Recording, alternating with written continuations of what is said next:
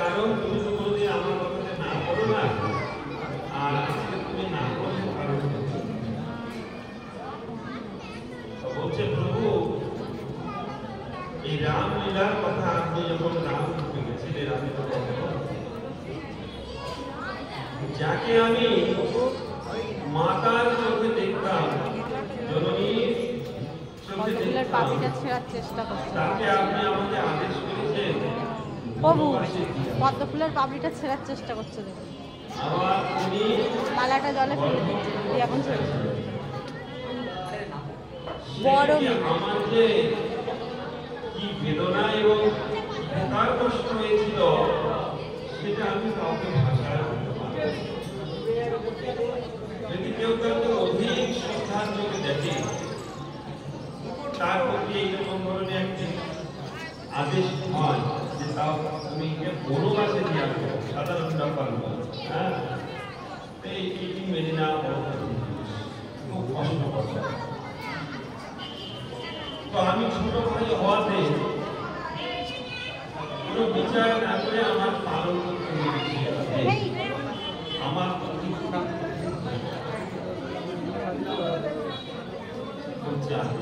এই জন্যে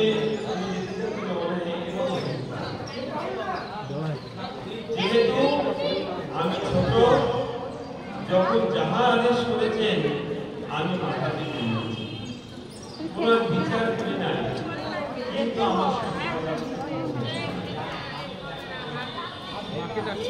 তবে হ্যাঁ আপনার কথা আমি তো শুনতে পারবো না, আমি যাবো, তবে আমি ছোট হয়ে আমি যাবো, আমি বড় ভাই হয়ে যাবো, ভগবান খুব খুশি।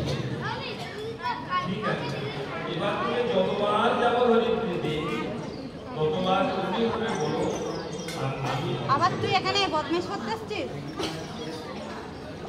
কৃষ্ণলীলাতেও তিনি বড়, গৌরলীলাতেও তিনি বড়, এইভাবেই তিনি বড় হয়ে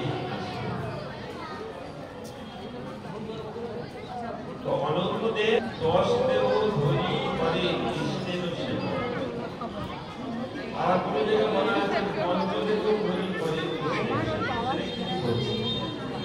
পঞ্চ মানে সংস্কার, তার প্রতিষ্ঠা,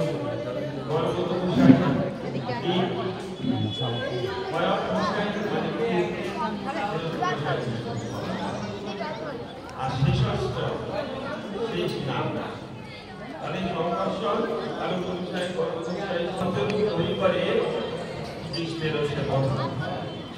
আবার কোন জায়গায় লেখা আছে 10 দেব ধরি করে কৃষ্ণের সেবা। মোবাইলটি জলে করলে ভালো হয়। সেগুলো হলো এই ধাম, ধাম সঙ্গিনী শক্তি মানে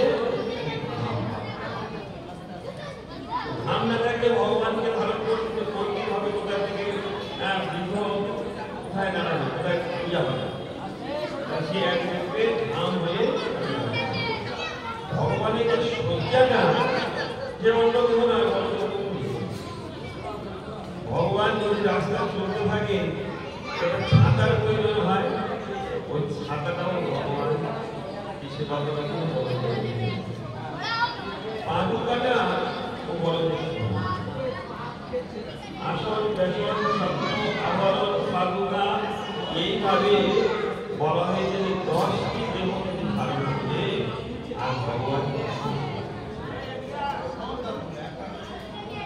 আর সঞ্জনী শক্তি কেন বলা হয়েছে? সঞ্জনী শক্তির অর্থ হলো যেমন আমাদের ব্যাকরণ শাস্ত্রে বলা আছে